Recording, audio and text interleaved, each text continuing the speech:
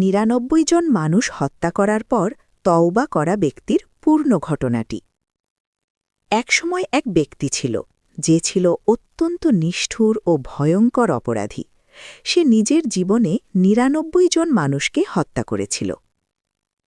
কিন্তু একদিন তার মনে প্রশ্ন জাগল, আমি কি তওবা করলে আল্লাহ আমাকে ক্ষমা করবেন? এই প্রশ্নের উত্তর জানার জন্য সে একজন সন্ন্যাসীর কাছে গেল। সে জিজ্ঞেস করল, আমি ৯৯ জন মানুষ হত্যা করেছি, আমার কি তওবা করার সুযোগ আছে? সন্ন্যাসী বলল, না, তোমার আর ক্ষমা পাওয়ার কোনো সুযোগ নেই। এই কথা শুনে সেই ব্যক্তি রাগে ও হতাশায় সন্ন্যাসীকেও হত্যা করল। ফলে তার হত্যার সংখ্যা দাঁড়াল ১০০ জনে। জ্ঞানী আলেমের কাছে যাওয়া। এর পরেও তার মনে তওবার ইচ্ছা রইল। সে আবার খোঁজ করতে লাগল, এমন কোনো মানুষ আছে কি যে আমাকে সঠিক পথ দেখাবে? লোকেরা তাকে এক জ্ঞানী আলেমের কাছে পাঠাল।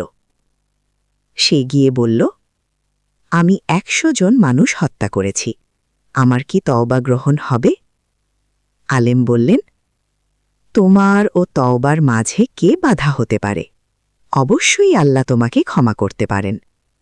কিন্তু তিনি একটি উপদেশ দিলেন, তুমি এই পাপপূর্ণ জায়গা ছেড়ে অমুক ভালো মানুষের শহরে চলে যাও।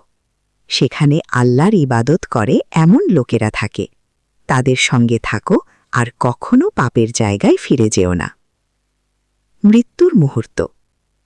লোকটি সত্যিই তওবা করে সেই শহরের দিকে রওনা দিল, কিন্তু মাঝপথেই তার মৃত্যু হয়ে গেল।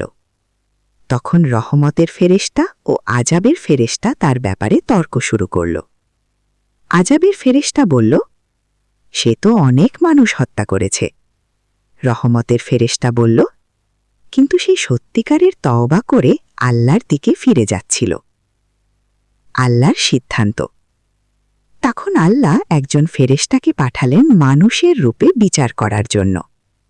তিনি বললেন, দেখো, লোকটি কোন শহরের বেশি কাছে, পাপের শহর নাকি নেককার মানুষের শহর?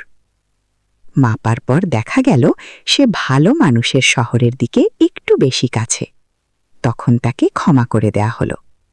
কিছু বর্ণনায় এসেছে, আল্লাহ সেই নেককার শহরকে কাছে এনে দিলেন এবং পাপের শহরকে দূরে সরিয়ে দিলেন, যাতে তার তওবা কবুল হয়।